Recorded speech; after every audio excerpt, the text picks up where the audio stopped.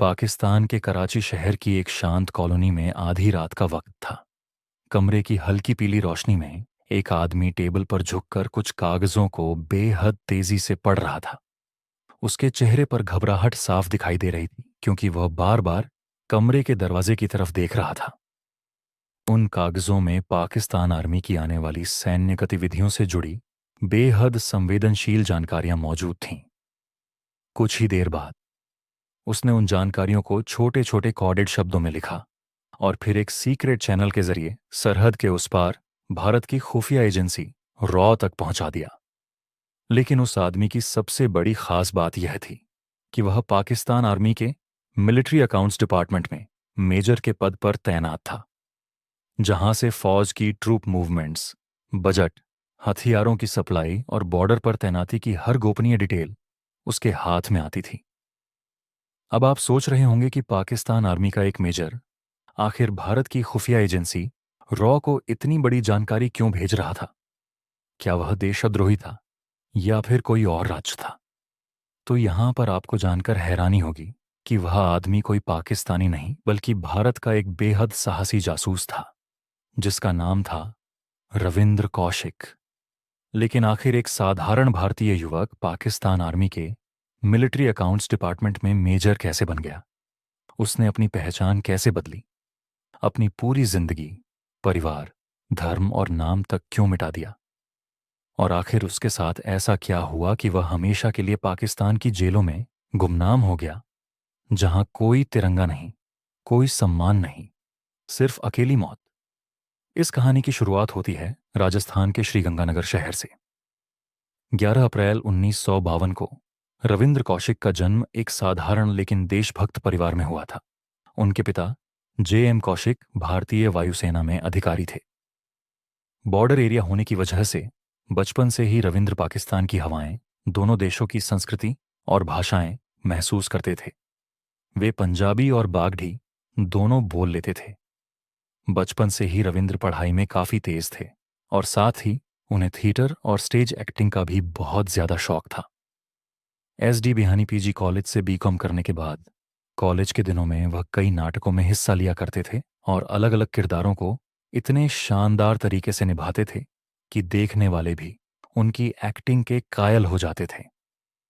दोस्त तो उन्हें उनके हेयर स्टाइल और चेहरे की वजह से विनोद खन्ना भी बुलाते थे। साल 1973 की बात है। लखनऊ में एक नेशनल ड्रामा कंपटीशन था। रविंद्र ने वहां एक मोनो एक्ट किया। वह एक भारतीय सैनिक का किरदार निभा रहे थे जिससे पूछताछ की जा रही है। उनका कॉन्फिडेंस और भाषा पर कमाल की पकड़ देखकर दर्शकों में बैठे कुछ लोगों की नजरें उन पर टिक गईं। वे लोग कोई और नहीं बल्कि भारत की खुफिया एजेंसी रॉ के अधिकारी थे। शो के बाद उन लोगों ने रविंद्र से मुलाकात की। पहले तो उन्होंने रविंद्र की एक्टिंग की तारीफ की और फिर सीधा सवाल किया, क्या तुम सिर्फ एक्टिंग करना चाहते हो या फिर देश के लिए कुछ असली करने का जुनून भी रखते हो? उन लोगों ने रविंद्र को बताया कि वे इंटेलिजेंस सर्विस के अधिकारी हैं और रविंद्र को देश के लिए काम करने का मौका देना चाहते हैं। रविंद्र ने बिना देर किए हाँ कर दी, लेकिन उन्हें अभी टेस्ट भी करना था। कुछ मुलाकातों और मूल्यांकन के बाद रविंद्र को दिल्ली में रॉ के एक वरिष्ठ अधिकारी से मिलवाया गया और बताया गया कि वह अब रॉ के एजेंट हैं। उन्हें साफ निर्देश दिया गया कि वह अपने परिवार वालों को भी नहीं बता सकते कि वह रॉ एजेंट हैं। इसके बाद शुरू हुआ उनकी जिंदगी का सबसे कठिन दौर। लगभग 2 साल तक रविंद्र कौशिक को दिल्ली में बेहद गुप्त ट्रेनिंग दी गई। इस दौरान उन्हें सिर्फ फिजिकल ट्रेनिंग ही नहीं बल्कि पूरी तरह नया इंसान बनाया गया। वह पहले से ही कुछ उर्दू जानते थे, इसलिए उन्होंने जल्दी ही अरबी पढ़ना और लिखना सीख लिया। उन्हें इस्लाम धर्म की पूरी जानकारी दी गई। नमाज, कुरान, रीति रिवाज, पाकिस्तान की संस्कृति, समाज, भोजन, रहन सहन, पाकिस्तानी उर्दू की बारीकियां, सब कुछ उनके चेहरे पर खतना कराया गया ताकि उनकी भारतीय पहचान का कोई निशान न बचे। उनकी भारतीय पहचान पूरी तरह मिटा दी गई।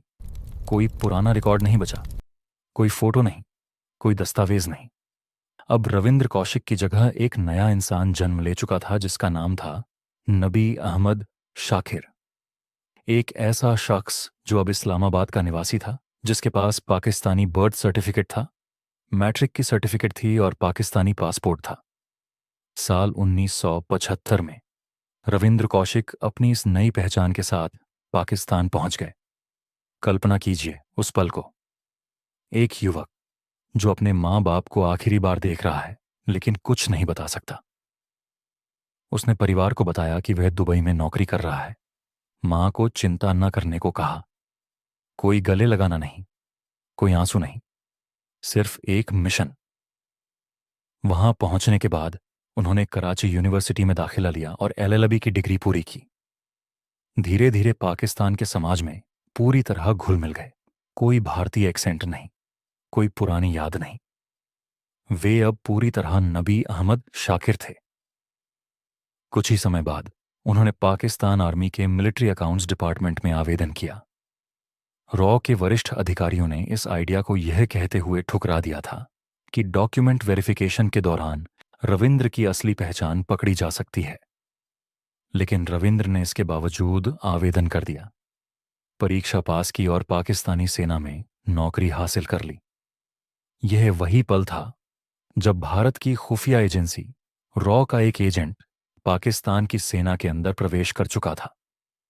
वह पाकिस्तान आर्मी के सिस्टम के अंदर पहुंच चुके थे और धीरे धीरे उनकी और भी मजबूत होती जा रही थी।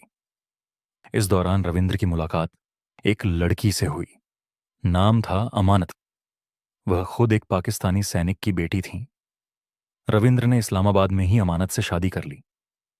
उन्होंने अमानत को अपने बारे में कोई सच्चाई नहीं बताई थी। कुछ समय बाद उनका एक बेटा हुआ, जिसका नाम रखा गया अरीब या अरीब अहमद खान। 1981 के आसपास रविंद्र को पता चला कि उनके छोटे भाई राजेश की शादी हो रही है। उन्होंने रॉ से कुछ दिनों के लिए भारत आने की इजाजत मांगी। रॉ ने उन्हें बेहद गुप्त तरीके से भारत आने की अनुमति दे दी। इस दौरान रविंद्र सभी के लिए तोहफे लाए। परिवार वालों को उन्होंने बताया कि उनकी शादी दुबई में हो गई है और उनकी पत्नी का नाम अमानत है और जल्द ही उनके बच्चा भी होने वाला है। परिवार वाले यह सुनकर हैरान रह गए। पिता तो नाराज भी हो गए। धीरे धीरे सब मान गए। कुछ दिन बाद रविंद्र वापस पाकिस्तान चले गए। परिवार वालों के लिए वह दुबई गए थे। परिवार ने रविंद्र को फिर कभी नहीं देखा। रविंद्र अब पाकिस्तान आर्मी के अंदर इतनी गहराई तक पहुंच चुके थे कि 1979 से 1983 तक उन्होंने भारत को बेहद अहम जानकारियां भेजनी शुरू कर दी। उनकी भेजी गई जानकारियों में पाकिस्तान की सैन्य तैयारियां, बॉर्डर पर सैनिकों की तैनाती, ट्रूप मूवमेंट्स, हथियारों की सप्लाई और पाकिस्तान के परमाणु प्रोजेक्ट कहूता से जुड़ी बेहद संवेदनशील जानकारियां शामिल थीं। उनकी दी गई सूचनाओं की वजह से करीब 20,000 भारतीय सैनिकों की जान बचाई जा सकी थी। यही वजह थी कि भारत की तत्कालीन प्रधानमंत्री इंदिरा गांधी ने रविंद्र कौशिक को ब्लैक टाइगर का नाम दिया था, क्योंकि वे अंधेरे में छिपकर शिकार करते थे, बिना शोर के, बिना नाम के। लेकिन हर अच्छे मिशन का अंत बुरा होता है। साल 1983 में रॉ ने एक जूनियर एजेंट इनायत मसीह को पाकिस्तान भेजा। उसका काम रविंद्र कौशिक से संपर्क करना था। लेकिन इनायत मसीह पाकिस्तान पहुंचते ही पकड़ा गया। आईएसआई ने उससे कड़ी पूछताछ की और वह टूट गया। उसने रविंद्र कौशिक के बारे में जानकारी दे दी। आईएसआई ने मुल्तान के एक पार्क में रविंद्र से मीटिंग का झांसा देकर जाल बिछाया और सितंबर 1983 में रविंद्र कौशिक को गिरफ्तार कर लिया गया। गिरफ्तारी के बाद उन पर सियालकोट के इंट्रोगेशन सेंटर में बेहद अमानवीय अत्याचार किए गए। इलेक्ट्रिक शॉक, पिटाई, नींद न सोने देना, भूखा रखना। 2 साल तक भयानक यातनाएं दी गईं। लेकिन इतनी यातनाएं सहने के बाद भी रविंद्र कौशिक ने भारत के किसी भी ऑपरेशन का राज्य नहीं खोला। उन्होंने जब तक हो सका खुद को पाकिस्तानी नागरिक ही बताया। साल 1985 में पाकिस्तानी मिलिट्री कोर्ट ने उन्हें देशद्रोह का दोषी मानते हुए मौत की सजा सुना दी। लेकिन पाकिस्तान के सुप्रीम कोर्ट ने इस सजा को उम्र कैद में बदल दिया। अब शुरू हुई जेल की वो कहानी जो दिल दहला देती है। सियालकोट जेल, फिर कोट लखपत और आखिर में मियां वाली सेंट्रल जेल।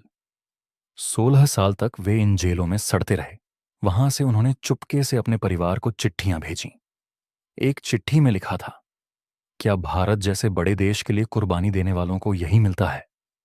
दूसरी चिट्ठी में लिखा, अगर मैं अमेरिका का जासूस होता तो 3 दिन में बाहर होता।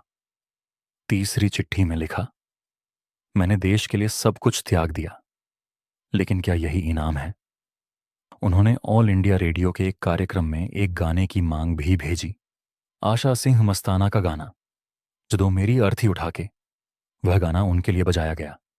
धीरे धीरे जेल की कठिन परिस्थितियों और लगातार बीमारी की वजह से उनकी हालत खराब होती चली गई। फेफड़ों में टीबी, दिल की बीमारी, जेल में कोई सही इलाज नहीं। रविंद्र कौशिक के भाई R.N. कौशिक ने बताया कि उनकी लगातार अपील के बावजूद भारत सरकार ने कोई कदम नहीं उठाया।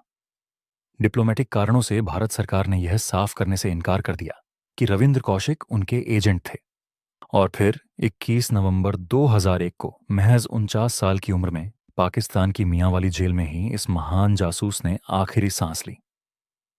फेफड़ों की टीबी और दिल की बीमारी ने उन्हें खत्म कर दिया। उनका शरीर पाकिस्तान की जमीन में दफन है, जेल के अंदर ही एक अनमार्क कब्र में, बिना तिरंगे के, बिना सलामी के। उनके बेटे अरीब की भी कुछ साल बाद मौत हो गई, दिल की बीमारी से। उनकी पत्नी अमानत के बारे में आज तक कोई नहीं जानता कि वह कहाँ है। लेकिन आज भी यह सवाल बना हुआ है कि आखिर इतने बड़े मिशन को सफल बनाने वाले इस भारतीय जासूस को क्या वह सम्मान मिल पाया जिसके वह हकदार थे? परिवार का कहना है कि भारत सरकार ने कोई मदद नहीं की, कोई डील नहीं, कोई रिहाई की कोशिश नहीं। सिर्फ कुछ पेंशन मिली, लेकिन सम्मान नहीं।